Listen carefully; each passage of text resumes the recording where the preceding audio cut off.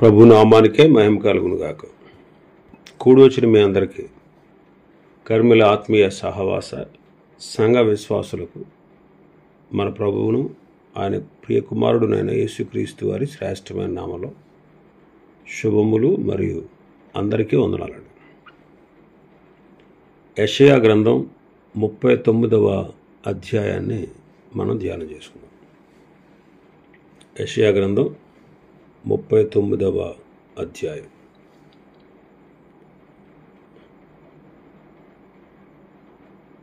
మొదటి వచనం రెండవ వచనం మనం చూస్తే హిజ్కియా యొక్క గర్వం మనకు కనపడుతుంది. ఈ 39వ అధ్యాయంలో ముఖ్యమైన అంశం ఏంటంటే హిజ్కియా పాపం.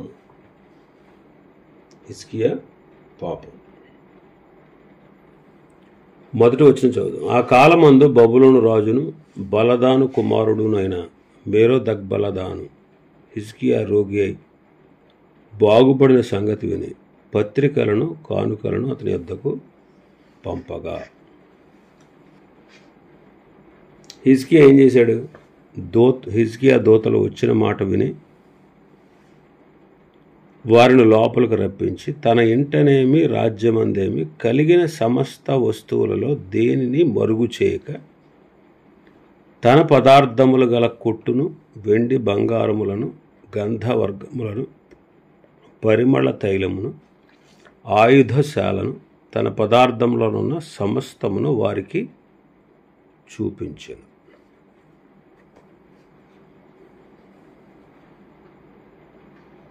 హిజ్కియా రోగము నుండి స్వస్థత పొందినందుకు శుభాకాంక్షలు తెలియపరుచుతున్నట్లుగా కనబడిన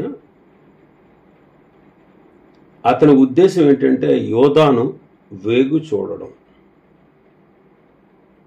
ఇంకా అష్షూరు రాజుకు వ్యతిరేకంగా యోధాను కలుసుకోవడం అన్నమాట. మెరోదగ్బలదాను అష్షూరు సామంతరాజుగా ఉండి 2 సార్లు అష్షూరు వారికి వెన్నుపోటు పొడిచాడు. ఒకసారి అష్షూరు వారి చేతిలో నుండి బబులోను స్వాధీనపరుచుకున్నాడు. సన్హెరీబు అతన్ని ఓడించిన తర్వాత రెండవసారి అతడు ఏలాముకు వెళ్ళిపోయాడు. అక్కడ ఇతర రాజులతో చేతులు కలిపి అష్షూరు రాజుకి వ్యతిరేకంగా పావులు కదపడం మొదలుపెట్టాడు. దానిలో భాగమే యోధాకు దూతలను పంపడం. ఇంతకు ముందే యెషయా ద్వారా దేవుడు హిజ్కియాను హెచ్చరించాడు. యోధాను శిక్షించడానికి అష్షూరును దేవుడే తీసుకొస్తున్నాడు. ఆ దూతలను పంపడం బబులోను రాజు యొక్క వ్యూహం అయితే దేవుడు దాన్ని హిజ్కియాను పరీక్షించడానికి వాడుకున్నాడు. యోధా దేశాన్ని శిక్షించడానికి అష్షూరునే పంపిస్తున్నాడు దేవుడు. అయితే ఆ దూతలు అంటే మెరోదగ్బలదాను దూతలు రావడం బబులోను రాజు యొక్క వ్యూహం అన్నమాట. అయితే దేవుడు దాన్ని హిజ్కియాను పరీక్షించడానికి వాడుకున్నాడు. దినవృత్తాంతాల 2వ గ్రంథం 32వ అధ్యాయం. దినవృత్తాంతముల 2వ గ్రంథం 32వ అధ్యాయం 31వ వచనం చదువుదాం. యెహోవా కొరకు క్షమించాలి. దినవృత్తాంతాల 2వ గ్రంథం 32వ అధ్యాయం 31వ వచనం. అతని దేశము ఆశ్చర్యముగా వృద్ధినందుటను గూర్చి విచారించి తెలుసుకొనుటకై బబులోను అధిపతులు అతని యొద్దకు పంపిన రాయబారుల విషయంలో అతన్ని శోధించి అతని హృదయములోని ఉద్దేశమంతయు తెలుసుకొనవలనని దేవుడు అతన్ని విడిచిపెట్టెను. హిజ్కియా మనస్సు, అతని హృదయంలో ఉన్నటువంటి ఉద్దేశం ఏంటి, ఈ విషయంలో ఎలాగా తాను ప్రవర్తిస్తాడు అనే పరీక్ష అన్నమాట. దానికి ప్రభు అతను వదిలేశాడు. సన్హెరీబు క్రీస్తుపూర్వం 701లో సన్హెరీబు యోధాను ముట్టడించక ముందే మెరోదగ్బలదాను దూతలను హిజ్కియా వద్దకు పంపించాడు. అంటే హిజ్కియా సన్హెరీబుకు, అంటే అష్షూరు రాజు అయినటువంటి సన్హెరీబుకు కప్పం కట్టక ముందు ఉన్నటువంటి గొప్ప ధనాన్ని చూపించాడు. 701లో క్రీస్తుపూర్వం 701 సంవత్సరంలో 3 సంఘటనలు జరిగాయి. 1 హిజ్కియా రోగి అవ్వడం, 2 మెరోదగ్బలదాను దర్శించడం, 3 సన్హెరీబు ముట్టడించడం. ఈ 3 సంఘటనలు వరుసగా జరిగాయి. యెషయా బబులోనీయులు హిజ్కియాను దర్శించడం తెలుసుకున్నాడు. మరి మెరోదగ్బలదాను అనేవాడు, మెరోదక్ అనేది బబులోను యొక్క దేవత పేరు.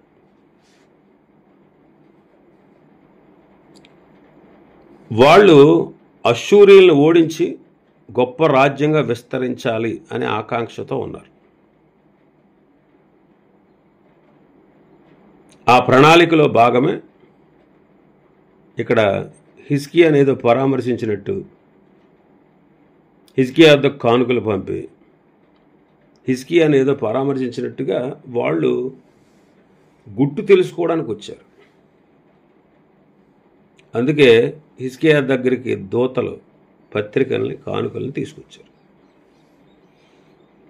అయితే 2వ వచనంలో ఏం చేశాడు మన రాజుగారు? 2వ వచనంలో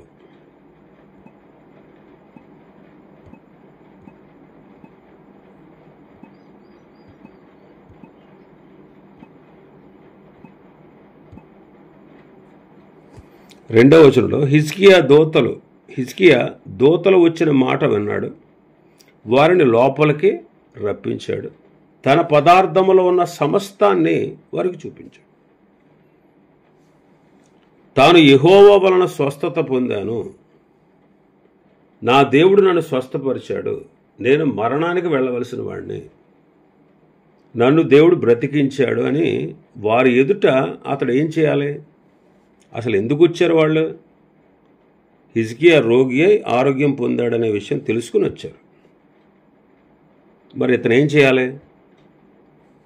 దేవుడు చేసినటువంటి కార్యాన్ని బట్టి దేవుణ్ణి అక్కడ మహిమపరచాలి. మరి ఈయనేం చేశాడు? ఏదో పెద్ద గొప్పగా తానే సంపాదించాను అన్నట్టు, నేనే ఇదంతా సంపాదించాను అన్నట్టు. చూడండి ఏం చేశాడు 2వ వచనంలో, తన ఇంటనేమి రాజ్యమందేమి కలిగిన సమస్త వస్తువులలో దేనిని మరుగు చేయక తన పదార్థములు గల కొట్టును, వెండి బంగారములను, గంధవర్గములను, పరిమళ తైలమును, ఆయుధశాలను, తన పదార్థములో ఉన్న సమస్తమును వారికి చూపించాడు.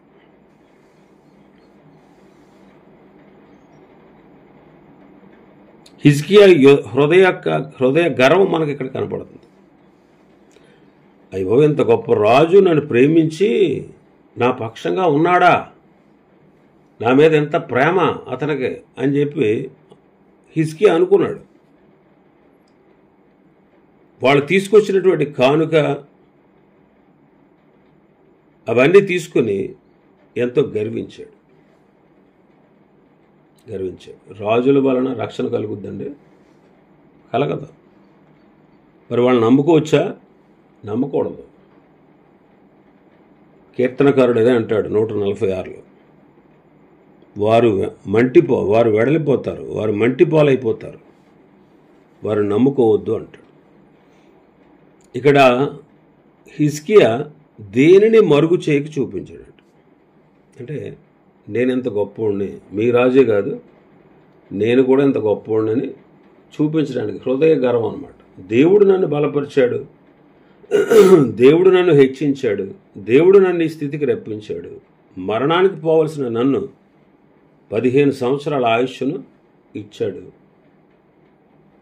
నేను చాలా త్వరగా కోలుకున్నాను, నాకున్న రోగం పూర్తిగా నయమైంది, అది దేవుని వల్లనే సాధ్యం, ఆ దేవుని వల్లనే నేను ఎంత గొప్పవాడిని అయ్యాననేటువంటి విషయం వారికి తెలియపరచాల్సింది పోయి అది పక్కన పడేసి తాను సంపాదించానన్నట్టుగా తన రాజ్యం ఎంత గొప్పది, నా వల్ల ఎంత గొప్పదయింది అన్నట్టుగా గర్వం చూపింది. హేరోదు కూడా చూడండి, నియమింపబడింది రాజవస్త్రాలు ధరించుకుని సింహాసనం మీద కూర్చుని ఒక ఉపన్యాసం చేశాడు.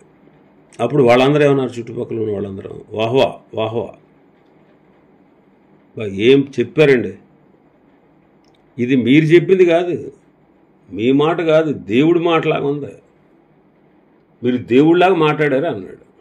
మరి నేను దేవుడిలాగా మాట్లాడడం ఏంట్రా, నేను దేవుడిని ఎలా అవుతానురా అనాలి హేరోదు. కానీ గర్వించాడు. ఇది దేవుని స్వరమే కాదు, మానవ స్వరం కాదంటే నేను దేవుడిని అన్నమాట అని గర్వించాడు. అందుకే పురుగులు పడి ప్రాణం విడిచాడు. ఒక విధంగా చెప్పాలంటే వాళ్ళు పత్రికలు కానుకలు ఎందుకు తెచ్చారంటే లంచంగా ఇవ్వడానికే, అంతే. అది కానుక కాదు, లంచం. పొగిడారు కాబోలు. ఆ మాటలకు గర్వించి హిజ్కియా మోసపోయాడు. ఒకానొక టైంలో యెరూషలేమును అంటే కనాను దేశాన్ని ఐగుప్తు నుంచి చెరలోంచి విడుదల పొంది వచ్చిన ఇశ్రాయేలులు స్వతంత్రించుకుని పోతున్నప్పుడు యెహోషువ నాయకత్వంలో గిబియోనీయుల మాటలకు వాళ్ళు కూడా మోసపోయారు.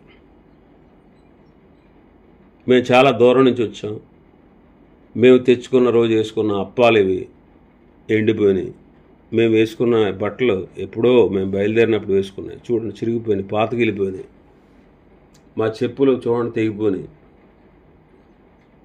జడలు చూడండి ఎలాగైపోయి, మా తల చూడండి ఎలాగా అట్ల కట్టేసిందో అన్నట్టు చూపించారు.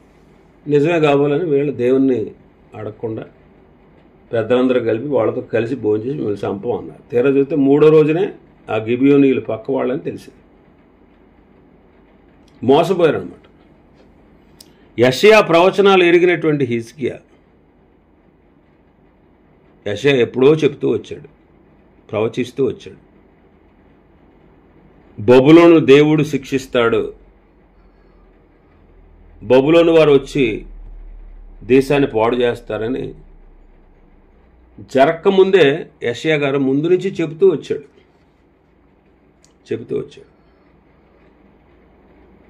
ముందు నుంచి. కానీ ఆ మాటలేవి అతనికి గుర్తులేవనుకుంటా.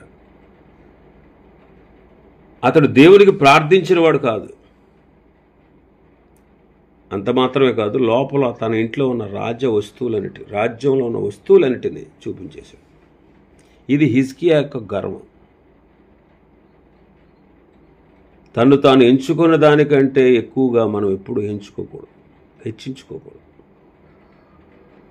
హెచ్చించుకోవడానికి, అతిశయించడానికి, గర్వించడానికి మనలో ఏమీ లేదండి. మనం కూడా అంతే. గర్వించడానికి, అతిశయించడానికి, హెచ్చించుకోవడానికి మనలో ఏమీ లేదు.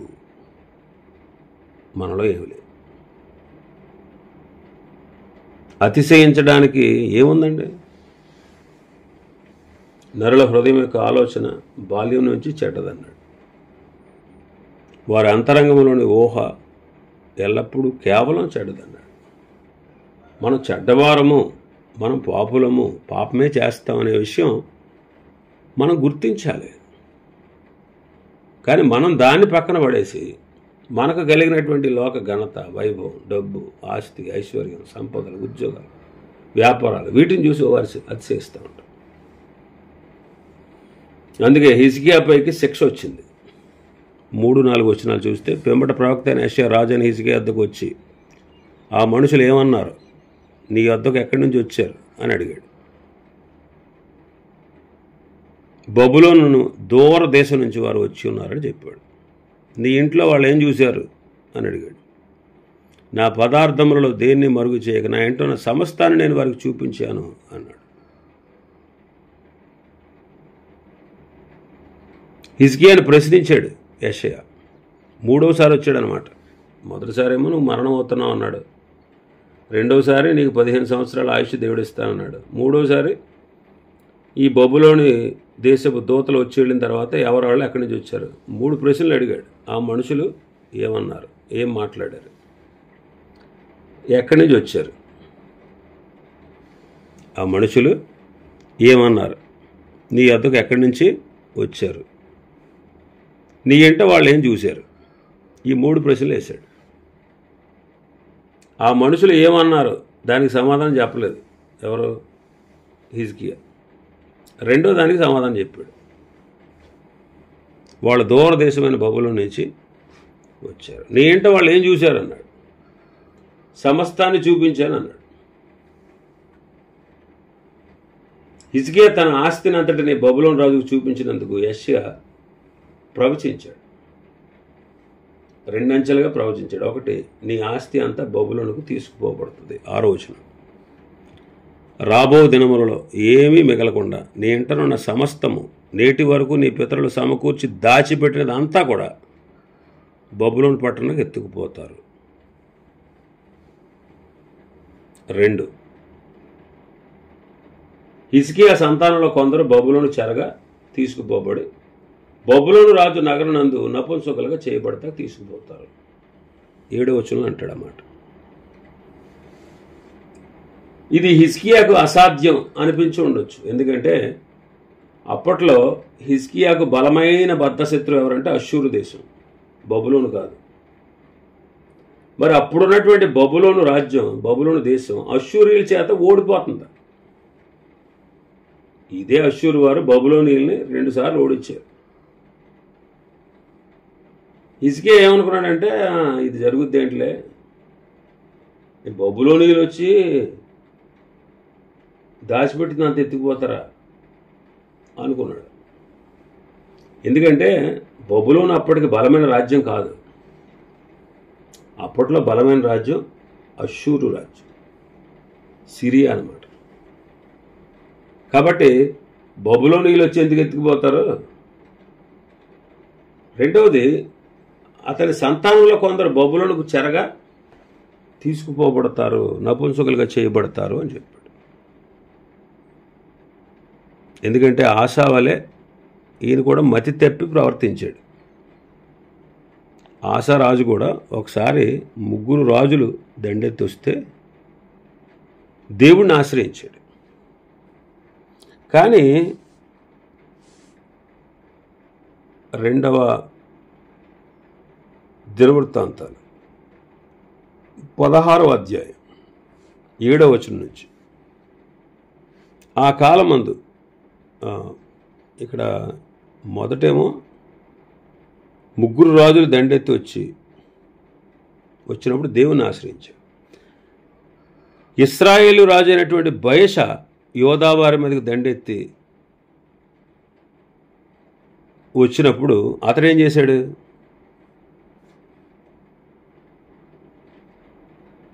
బెన్హదద్ అయినటువంటి సిరియా రాజు అయినటువంటి బెన్హదద్ దగ్గరికి దూతలను పంపి సంధి చేసుకున్నాడు. సంధి చేసుకుని ఏమన్నాడంటే, బాబు నా మీదకి ఇశ్రాయేల్ రాజు యుద్ధానికి వస్తున్నాడు, మాకు చాలా ఆటంకంగా ఉన్నాడు, మా దేశంలోకి ప్రజలు వెళ్ళనివ్వకుండా రాకపోకలకు అంతరాయం కలిగిస్తున్నాడు, చాలా ఇబ్బంది పెడుతున్నాడు, మా దేశం ఆర్థికంగా క్షీణించిపోద్ది, కాబట్టి నువ్వు వచ్చి వాడితో యుద్ధం చేసి మాకు సహాయం చేయన్నాడు. అప్పుడు దీర్ఘదర్శి వచ్చాడు ఆశా దగ్గరికి. 7వ వచనం, దినవృత్తాంతాలు 2వ గ్రంథం 16:7. ఆ కాలమందు దీర్ఘదర్శి అయిన హనాని యోధా రాజైన ఆశ యొద్దకు వచ్చి అతనితో ఇలాగ, నీవు నీ దేవుడైన యెహోవాను నమ్ముకొనక సిరియా రాజును నమ్ముకుంటువే. సిరియా రాజు యొక్క సైన్యము నీ వశం నుండి తప్పించుకొని పోయాను. బహు విస్తారమైన రథములు, గుర్రములు, రౌతులు గల కూషీలు, లూబీలు గొప్ప దండై వచ్చారు కదా. ఆయన నీవు యెహోవాను నమ్ముకున్నందున ఆయన వారిని నీ చేతికి అప్పగించాడు. తన ఎడల యథార్థ హృదయం గలవారిని బలపరచడానికి యెహోవా కనుదృష్టి లోకమందంతటా సంచారం చేస్తుంది. ఈ విషయం అందు నీవు మతి తప్పి ప్రవర్తించదు కనుక ఇది మొదలుకొని నీకు యుద్ధములే అన్నాడు. మతి తప్పి ప్రవర్తించాడు. 3 రాజులు దండెత్తి వస్తేనేమో, కూషీలు, లూబీలు దండెత్తి వస్తే దేవుని ఆశ్రయించాడు. మరి ఇప్పుడు ఇశ్రాయేల్ రాజు వచ్చేటప్పటికి సిరియా రాజు మీద ఆధారపడ్డాడు. అసలు దేవుని బిడ్డలు ఎవరి మీద ఆధారపడాలి? దేవుని మీద ఆధారపడాలి. దేవుని మీద ఆధారపడకపోవడం అంటే ఏంటి? దేవుణ్ణి నమ్మకపోవడం. దేవుని నమ్మకపోతే ఆయనకి ఎంత బాధ? ఆ విషయాన్ని మనం గుర్తించాలి. మనం కూడా చాలాసార్లు దేవుని నమ్మం. దేవుని నమ్మకపోతే ఆయన చాలా బాధపడతాడు, అసలు తట్టుకోలేడు. ఎందుకని? సమస్తాన్ని ఇచ్చింది ఆయనే. ఏ పరిస్థితుల్లోనైనా మనం దేవుని మీద ఆనుకోవాలి, దేవుని నమ్మాలి. దేవుని నమ్మకపోవడం పాపం అండి. దేవుని నమ్మకపోవడం పాపం, దేవుని నమ్మకపోవడం. కాబట్టి ఇక్కడ హిజ్కియా చేసింది పాపం. దేవుడు శిక్షిస్తాడు అని యెషయా ప్రకటించాడు. ఆనాటి కాలంలో చాలామంది ప్రవక్తలు ఉన్నారు, వాళ్ళందరూ కూడా అబద్ధ ప్రవక్తలు. కొద్దిమంది మాత్రమే దేవుని కొరకు రోషం కలిగి పనిచేసిన వాడు, దేవుడు పంపించిన వారు అనమాట. మిగిలిన వాళ్ళని దేవుడు పంపల. 100% ప్రవక్త చెప్పిన మాట జరిగితేనే అతడు దేవుడు పంపించిన ప్రవక్త. ఒక్కటి జరగకపోయినా దేవుడు పంపించినవాడు కాదు. ప్రవక్తలు ఉన్నది ఉన్నట్టు వర్తమానం ఇచ్చేవారు. దావీదు విషయంలో ఉరియా భార్యను తన భార్యగా చేసుకున్నప్పుడు, ఉరియాను చంపించినప్పుడు నాతానును పంపించి దేవుడు శిక్షించాడు, వర్తమానం ఇచ్చాడు. ఈనాడు కూడా మనం వాక్యంలో ఉన్నది ఉన్నట్టు చెప్పాలి. ఎన్నడూ కరిపి చెరపరాదు వాక్యాన్ని. యెహోవా ఈ మాట సెలవిస్తున్నాడు అన్నాడు. యెహోవా అంటే ఆయన సర్వాన్ని సృష్టించిన సృష్టికర్త, అందరికంటే అన్నిటికంటే ముందున్నవాడు, దేవతలందరికంటే పైన ఉన్నతమైన మహోన్నతుడు. ఆయన మాట మనం వినాలి. వింటే దీవెన, వినకపోతే శాపం, పాపం. మాట వినుట శ్రేష్టం అన్నాడు అందుకే సమూయేలు సౌలుతో. నువ్వు బలులు కదయ్యా ఇచ్చేది, దహన బలులు పొట్టేళ్ల క్రొవ్వు కాదు ఆయనకి సంతోషం కలిగించేది. నీవు ఆయన నమ్మి ఆయన మాట వింటే సంతోషం అన్నాడు.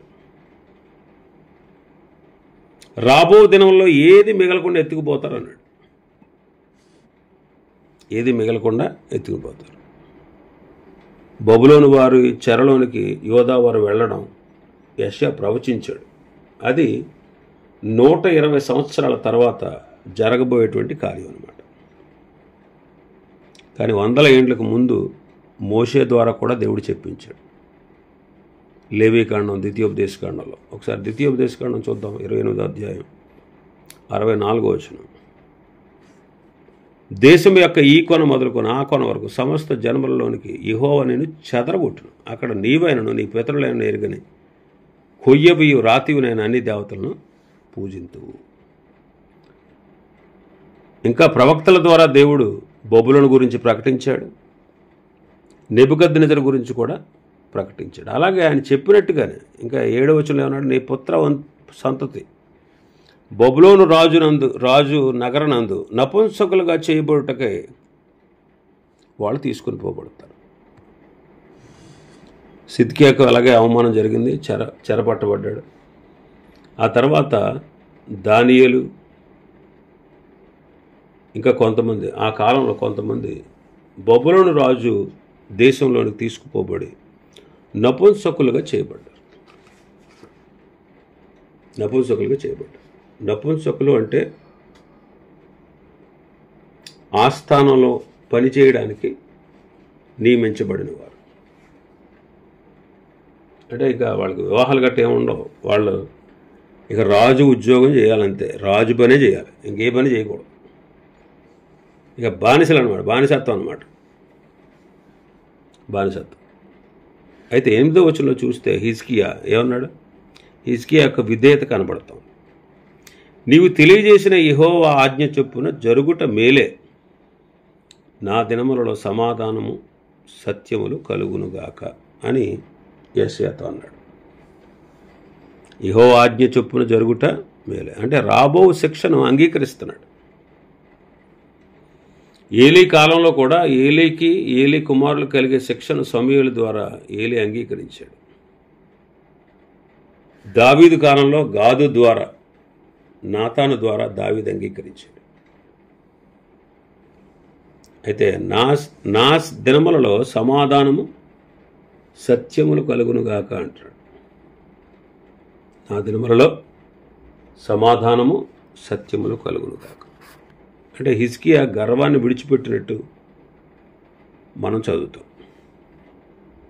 దినవృత్తాంతాల 2వ గ్రంథం 32వ అధ్యాయం 26వ వచనం. హిజ్కియా హృదయ గర్వము విడిచి తానును యెరూషలేము కాపురస్తులను తమను తాము తగ్గించుకునిరి గనుక హిజ్కియా దినములలో యెహోవా కోపము జనుల మీదకి రాలేదు. కాబట్టి హిజ్కియా హృదయ గర్వము విడిచాడు. తాను చేసింది తప్పని, దేవుని శిక్షకు పాత్రుణ్ణని అతడు అంగీకరించాడు. హెచ్చరించబడిన తర్వాత హృదయ గర్వాన్ని విడిచి మార్పు చెందాడు. నిజమే, నేను చేసింది పాపమే, ఆ శిక్ష నాకు సరైందే అని హిజ్కియా ఒప్పుకున్నాడు. అలాగే మనం కూడా ఉన్నదన్నట్టుగా, మనం ఉన్నవాళ్ళం ఉన్నట్టుగా ప్రభు సన్నిధిలో ఒప్పుకుంటే, గర్వాన్ని విడిస్తే, ఆయన యందు విశ్వాసం ఉంచితే తన కృప ద్వారా మనల్ని కూడా శిక్షించక రక్షించే దేవుడే. నమ్మకపోతే శిక్ష, నమ్మితే రక్షణ. ఇవి ఈ అధ్యాయంలో ఉన్నటువంటి విషయాలు. ప్రభు చిత్తమైతే మరొక అధ్యాయాన్ని రేపు దినం మనం ప్రారంభించుకుందాం. దేవుడి వర్తమాన వాక్యాన్ని మన వినికిడిలో ఆశీర్వదించునుగాక. ఆమేన్.